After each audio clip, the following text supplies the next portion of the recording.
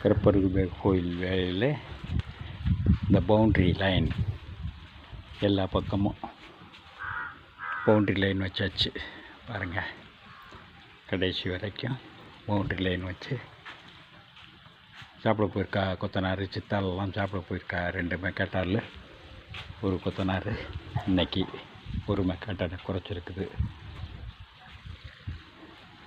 இது ஆட்டுக்கொட்டாய் பக்கம். ஆட்டுக்கொட்டாய் பக்கம் மட்டும் 2 கல் வச்சு கட்டியிருக்குது. ஏன்னா அந்த பக்கம் பள்ளம் அதிகம். இதுக்கு தனியாகவே 2 லோடு கிராவல் தேவைப்பட்டு போச்சு. அது தண்ணி பிடிச்சி இந்த டேங்கு தண்ணி, இந்த 2 டேங்கு தண்ணி வந்திருக்குது. தண்ணி பிடிச்சி குடிக்க விட்டுக்கிட்டு இருக்கு. சிவசாமி அண்ணன் வந்து தண்ணி பிடிச்சிக்கிட்டு இருக்கிறாரு எல்லா ஏரியாவிலையும்.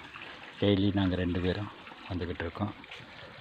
இங்கே வரைக்கும் கோட்டை சுவர் வரைக்கும் கொண்டு போய் முட்டி அப்படியே டிராவலு பரப்புனதுக்கப்புறம் அந்த ஜல்லியை 2 லோடு ஜல்லியையும் எல்லா இடத்துலையும் பரப்புறது.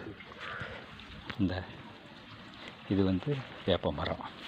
வேப்ப மரத்தில் சதுரப்பட கல் பதிச்சு இதோட சாப்பிட போயிருக்கிறாங்க. நல்லா இருக்குல்ல. இந்த பக்கம் வந்து இங்கே வரைக்கும் இப்படியே திருப்புறதா இருந்தோம். இதோட கோட்டைச்சவரோட திருப்புவோம் அப்படின்னு பார்த்தோம். எக்ஸ்ட்ரா கல் மறுபடியும் 110 கல் வாங்கி 10ஆம் பூச்சை கல் வாங்கினோம். வாங்கி அது வச்சது போக மீதி கல் இவ்வளவு கல் இருக்குது. அந்த கல்லை வந்து எவ்வளோ தூரம் முடியுமோ நெட்டுக்க அப்படியே இது வரைக்கும்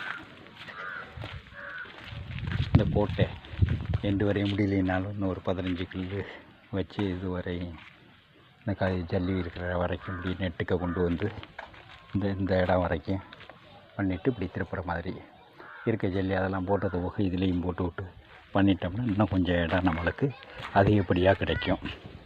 கோவிலுக்கு இந்த பக்கமும் எல்லாம் சுத்தமாக இருக்கும். புரியுதா?